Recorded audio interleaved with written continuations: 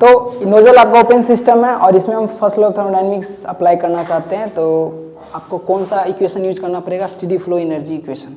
तो ये आपका ओपन सिस्टम है, इसमें हम steady flow energy equation apply करेंगे। तो किस तरह का इक्वेशन बनेगा?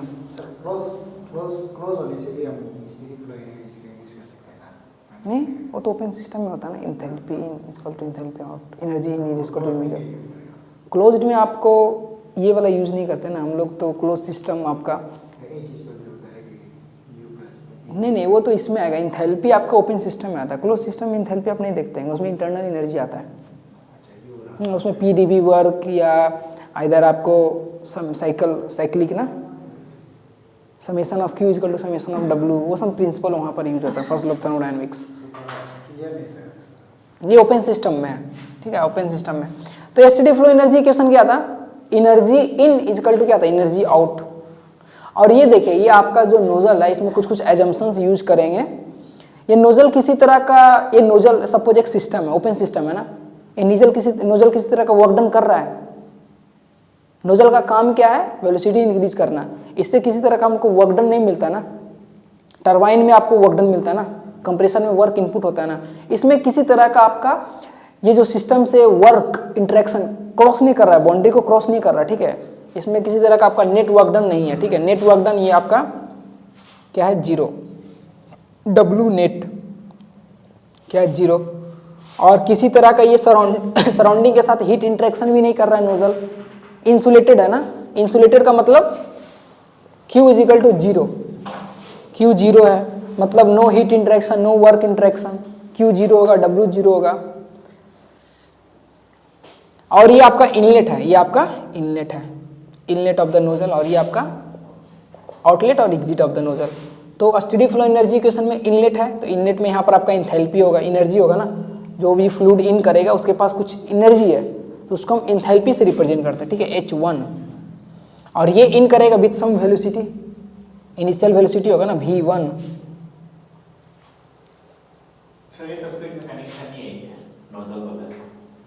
नहीं, ये स्टीम पावर प्लांट में भी है। और इसका एग्जिट में आपका इंथैल्पी H2, वेलोसिटी क्या है? V2।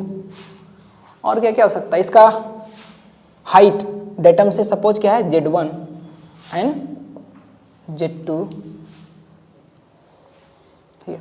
तो स्टेडी फ्लो एनर्जी इक्वेशन बताइए, इंथैल्पी एट इनलेट प्लस क्या होता है? Kinetic energy. तो हम यहाँ पर स्पेसिफिक इंथैल्पी लिखा हुआ है ना, तो kinetic energy per unit mass, तो m नहीं रहेगा, तो क्या हो जाएगा? हाफ, m कैंसिल हो जाएगा ना, specific per unit mass consider कर रहे हैं, V1 स्क्वायर इनलेट का है ना, प्लस GZ1, ठीक है। और क्या लिखते हैं? Plus Q is equal to H2 plus half V2 square plus GZ2 plus W। और एजम्पशन के अनुसार ये W क्या है? Q क्या है? जीरो, एंड W क्या है? जीरो। और यहाँ पर और क्या एज्यूम कर रहे हैं कि आपका नोजल कैसा है? हॉरिजॉन्टल है। नोजल आपका क्या है? हॉरिजॉन्टल है। तो हॉरिजॉन्टल होने से आपका Z1 इजकल टू क्या आएगा? Z2। Z1 इजकल टू क्या होगा? Z2। सपोज ये आपका डेटम है, ये आपका एक डेटम लाइन ड्रॉ कर दिया ना, तो ये हाइट आपका Z1 हो गया, और ये हाइट आपका Z2। तो Z1 इजकल टू Z2 है हॉरिजॉन्टल के केस में, आप देख सकते हैं डायग्राम में। तो यदि Z1 इजकल टू Z2 होगा तो ये भी क्या हो जाएगा? कैंसल आउट, किसी तरह का वर्क नहीं है, वर्क इंटरेक्शन नहीं है, हीट इंटरेक्शन नहीं है। H1 H इंथैल्पी है, H आपका क्या है? Specific enthalpy, specific enthalpy.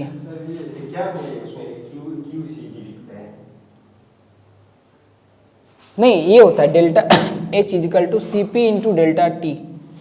ये अच्छा QCB, स्मॉल QCB ना, ये Q आपका क्या है? स्पेसिफिक हीट, मतलब जैसे ये हम टोटल हीट लिखा ना, पर यूनिट मास कर देंगे Q डिवाइडेड बाई M, इसको हम स्मॉल q से भी रिप्रेजेंट करते हैं। ये क्या आपका? Heat per unit mass. और यहाँ पर सी भी लगाने का मतलब सी भी मतलब control volume. Control volume open system को ही बोलते हैं कंट्रोल वॉल्यूम। इसका वॉल्यूम क्या फिक्स है, वॉल्यूम चेंज नहीं हो रहा है, वॉल्यूम चेंज है, कंट्रोल मतलब फिक्स है, कंट्रोल वॉल्यूम ओपन सिस्टम। तो क्यू सी भी आप लिखिए या कैपिटल क्यू लिखिए। आपको पता है कि हम क्यू जो यूज किए हैं वो जो heat interaction per unit mass है, क्योंकि हमारे को मास टर्म है ही नहीं, इसमें भी डब्ल्यू नहीं होगा। जनरली ये स्मॉल डब्ल्यू लिखते हैं, स्मॉल क्यू लिखते हैं, तो ये जनरली आपको जीरो है तो आप कैपिटल लिखिए। लेकिन कैपिटल लिखे तो आपको पता होना चाहिए कि ये जो हम है work done, work W net divided by mass है, क्योंकि हर एक टर्म डिवाइड बाई मास है तो ये भी मास होगा ना। लेकिन जनरली ये सब स्पेसिफिक है ना, तो यहाँ पर आप और भी अच्छे से लिख सकते हैं, क्यू लिख सकते हैं और डब्ल्यू स्मॉल डब्ल्यू लिख सकते हैं, तो आप कर सकते हैं, में कोई बड़ी बात नहीं वो चीज़। जनरली ये जीरो आता है ना, इंसुलेटेड है इसलिए ये जीरो है, और नोजल किसी तरह का वर्क आउटपुट नहीं मिलता उससे, पोटेंशियल एनर्जी का चेंज आपका जीरो होगा। तो एक्सप्रेशन फाइनली क्या बचेगा आपका, क्या बचेगा, H1 प्लस हाफ V1। और यहां पर आपको पता होना चाहिए H क्या है, स्पेसिफिक इंथैल्पी, V क्या है, V क्या है, कैपिटल V यहां पर क्या यूज किए हैं, वेलोसिटी। क्योंकि यहां पर हम नेक्स्ट और करेंगे जहां पर वॉल्यूम आएगा ना तो उसको स्मॉल v कर देंगे, नहीं तो इसका सिंबल चेंज करना पड़ेगा हमको। तो आपको पता होना चाहिए कि हर एक टर्म है क्या।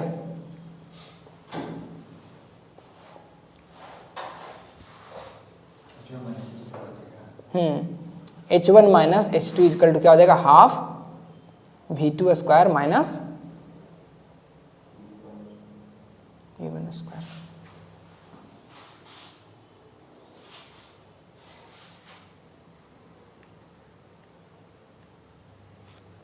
ठीक है, और ये H1 माइनस H2 को हम क्या लिखते हैं, delta H change of enthalpy. Change of enthalpy is equal to क्या हो जाएगा, half V2 square minus V1। V2 क्या आपका एग्जिट वेलोसिटी, V1 क्या आपका इनलेट वेलोसिटी। तो ये नोजल का न्यूमेरिकल भी आता है, ठीक है, आपको इंथैल्पी दिया रहेगा, आपको बोलेगा एग्जिट वेलोसिटी कैलकुलेट कीजिए, एग्जिट वेलोसिटी कैलकुलेट कीजिए। ये फॉर्मूलास आप यूज करके निकाल सकते हैं।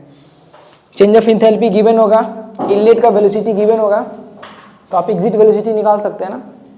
और यदि क्वेश्चन में आपको ये हम स्टेडी फ्लो एनर्जी क्वेश्चन में न्यूमेरिकल भी करवाए थे,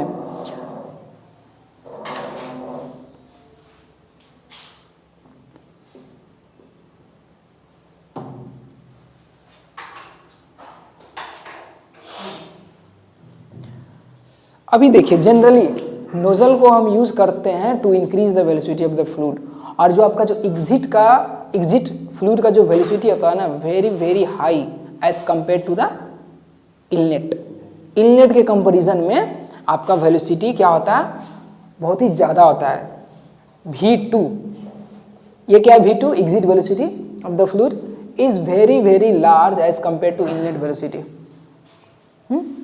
नोजल को हम इसलिए यूज करते हैं कि एग्जिट वेलोसिटी बहुत ज़्यादा, थोड़ा बहुत का डिफरेंस नहीं, मतलब कंपैरिजन में आप जैसे फॉर एग्जांपल ये 1000 मीटर पर सेकंड होगा ना, तो ये 1 मीटर पर सेकंड होगा, सपोज समझाने के लिए 1000 मीटर पर सेकंड, और ये इनलेट क्या है 1 मीटर पर सेकंड। तो इसके कंपैरिजन में क्या है, बहुत ही लार्ज है। अभी V2 माइनस V1 करेंगे, ये इसका स्क्वायर, क्योंकि यहाँ पर स्क्वायर है ना, इसको स्क्वायर करेंगे तो कितना होगा बताइए, 10⁻6। इसका स्क्वायर क्या होगा 1, दोनों का डिफरेंस बताइए क्या होगा, डिफरेंस क्या होगा। इसको तो हम नहीं भी लिखेंगे तो चलेगा ना, तो इसलिए हम नेग्लेक्ट करेंगे, आगे में एज्यूम करेंगे कि exit velocity is very very large as compare to inlet velocity. तो हम क्या कर सकते हैं, इनलेट वेलोसिटी को नेग्लेक्ट कर सकते हैं ना। If V2 is very very large then V1, then we can neglect inlet velocity. तो इनलेट वेलोसिटी को यदि नेग्लेक्ट कर देंगे तब क्या हो जाएगा आपका delta H half V2 square, और यहां से आपको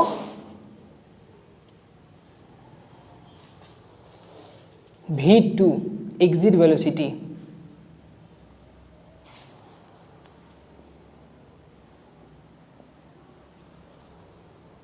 ये क्या है, V2 क्या है आपका एग्जिट वेलोसिटी, ये एक्सप्रेशन काम आएगा आपको एग्जिट वेलोसिटी का।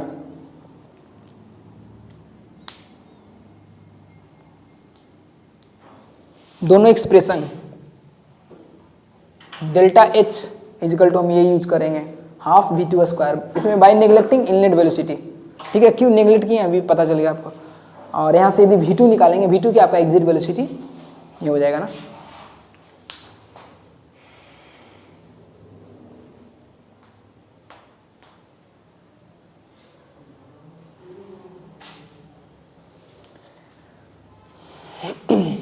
तो इसमें क्या यूज किया, स्टेडी फ्लो एनर्जी इक्वेशन। तो जहां भी ओपन सिस्टम आएगा आपको स्टेडी फ्लो एनर्जी इक्वेशन तो यूज करना ही पड़ेगा।